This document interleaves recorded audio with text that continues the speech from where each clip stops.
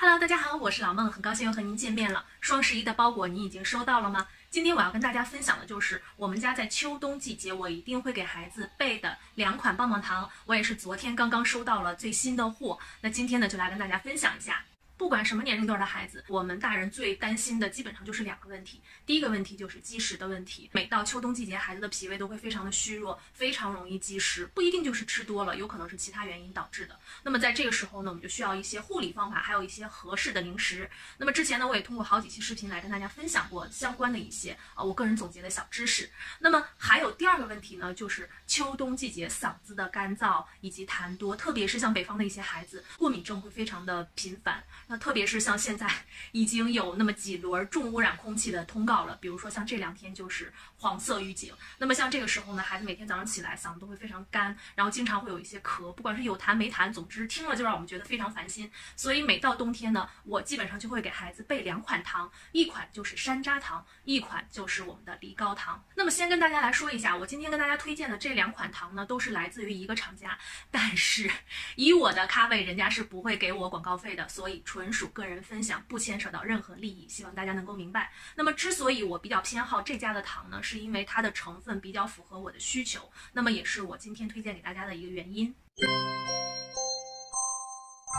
先从我手里这款长得像小梨一样的梨膏糖来跟大家说，那这款糖呢是基本上在秋冬季节我一定会给孩子买的，既满足了他想吃甜食的这种欲望，而且呢又能给他润润嗓子，即便是在咳嗽的时候也是可以吃的。你像国外的一些 Dr. Joe 呢，像这些牌子的，它基本上是以蜂蜜止咳的，然后像我们国内比较多的就是梨膏这种东西，可能很多宝妈都知道，然后它是梨啊、冰糖啊放在一起去熬啊，包括一些宝妈自己在家也会做，但是我基本上还是会选择有品牌的，就是这一款我选的这个是树上树下的，我觉得这款还是蛮好吃的，就首先吃到嘴里是没有任何药味的，然后吃上去的感觉比较像小时候吃的那种糖画的味道，我个人是比较喜欢，我孩子的接受度是非常高的，所以我经常会备一些，既然是要吃糖嘛，吃些健康的总是要比吃些杂七杂八的要好。然后第2个要跟大家推荐的呢，是他家的一个山楂糕的棒棒糖。那这个棒棒糖呢，我也是第2次去购买，之前没有尝试过，只是个梨膏的。然后像冬天的时候，多是给孩子吃一些糖葫芦啊，因为他特别喜欢吃那个。但是呢，最近我就发现它这个山楂糕棒棒糖之后呢，我就买过2次，我觉得还挺好的。它的这个山楂糕的熬制可能和普通你想象的不太一样，它会放一些除了山楂之外，会放一些大枣啊、山药啊、茯苓啊之类的，还有一些鸡内金，就是主要针对孩子消化的。但是你如果说它有多大的药物功效，我觉得应该也没有吧，只是说它不难吃，酸酸甜甜的，孩子接受度挺高的。然后有时候我会在去幼儿园接他之后，他吃完晚饭了，我会给他带一个。同时呢，这里是用木糖醇来代替白砂糖，所以对于一些年龄特别小的孩子来说，吃它也不会造成龋齿。我觉得这也是宝妈选择它的一个理由吧。它也比我们要去冲梨膏水或者说煮一些山楂水要来的方便很多。最后我们来说一说这款棒棒糖的价格，我觉得总体来说不算便宜，因为它既不含奶，然后也不是什么特别著名的世界品牌，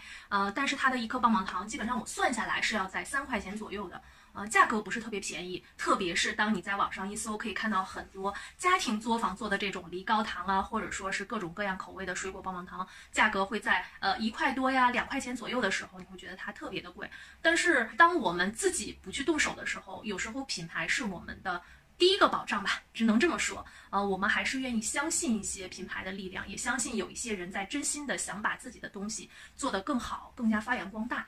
如果您家的孩子在秋冬季节也是特别容易咽干积食，或者说你也想寻找一款孩子在秋冬季节可以吃的健康零食的话，那么我认为这2款棒棒糖它不含色素、香精以及添加剂，那对于小朋友来说应该是非常好的选择。